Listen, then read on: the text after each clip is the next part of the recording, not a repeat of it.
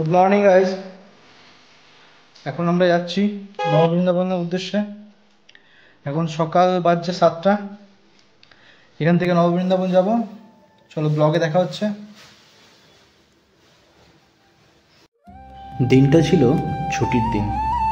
সমস্ত কাজ কমপ্লিট করে বেরিয়ে পড়লাম একটা ছোট্ট ট্যুরে। তোমাদের সেই ট্যুরের বর্ণনা আমি দিতে চলেছি। দ্বারকা নদকে প্রণাম করে আমরা প্রকৃতির এক অপূর্ব দৃশ্য দেখতে দেখতে পৌঁছে গেলাম 2 ঘন্টার মধ্যে দুর্গাপুর থেকে নববৃন্দাবন। তো আমরা এখন নববৃন্দাবনে চলে এসেছি। এরপর নববৃন্দাবনে ঢুকবো, পুরো দৃশ্যটা দেখাবো।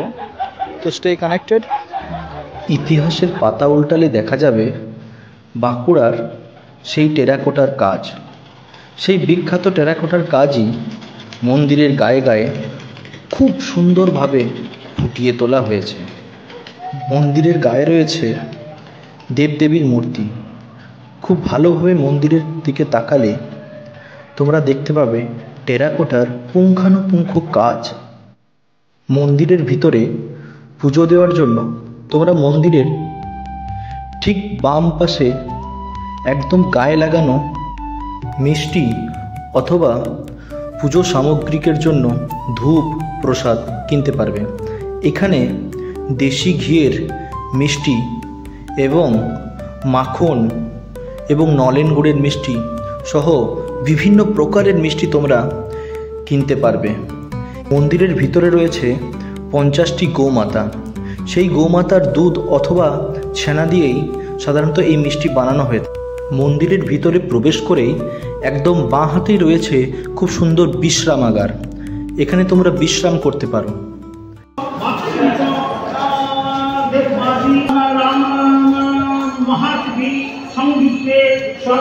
যদি একটু সকাল সকাল তোমরা মন্দিরে প্রবেশ করতে পারো তাহলে এখানে মন্দিরের মধ্যেই তোমরা ভোগ খেতে পারবে, যার জন্য আলাদা করে কুপনের ব্যবস্থা রয়েছে।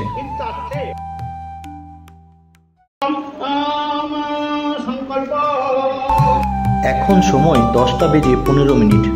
আমরা দর্শন করলাম রাধাকৃষ্ণের যুগল মূর্তি।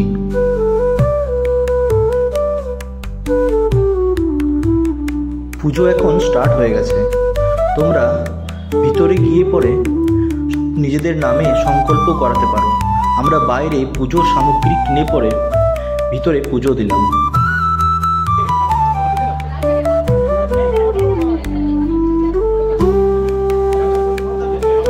শ্রীকৃষ্ণ হলেন বাসুদেবের পুত্র।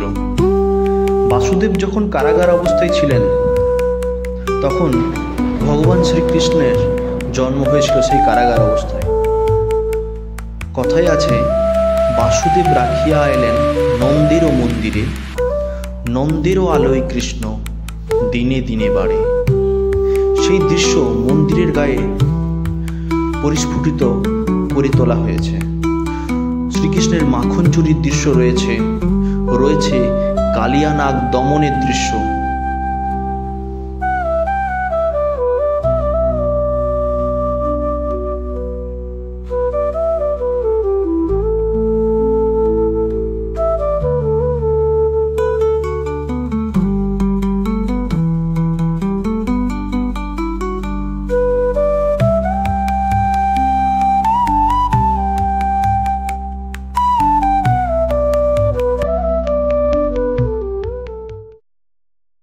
মাথায় গঙ্গা মাতা এবং চন্দ্রমাকে নিয়ে বিরাজিত রয়েছেন দেবাদিদেব মহাদেব।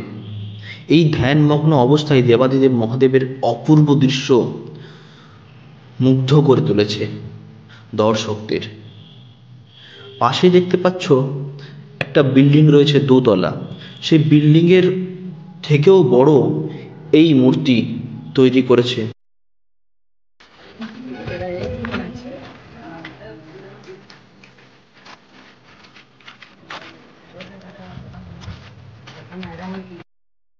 মূর্তিটির ডান পাশে রয়েছে জলের সুন্দর ব্যবস্থা। আমি হাত ধুয়ে মূর্তিকে স্পর্শ করে প্রণাম করলাম। মূর্তিটির ঠিক পিছনেই রয়েছে গোমাতার থাকার জায়গা। চলো আমরা দর্শন করে নেব।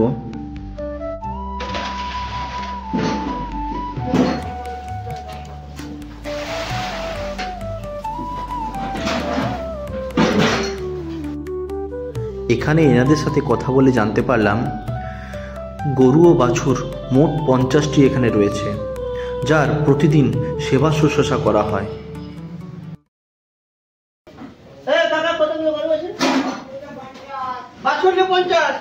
50টা গরু।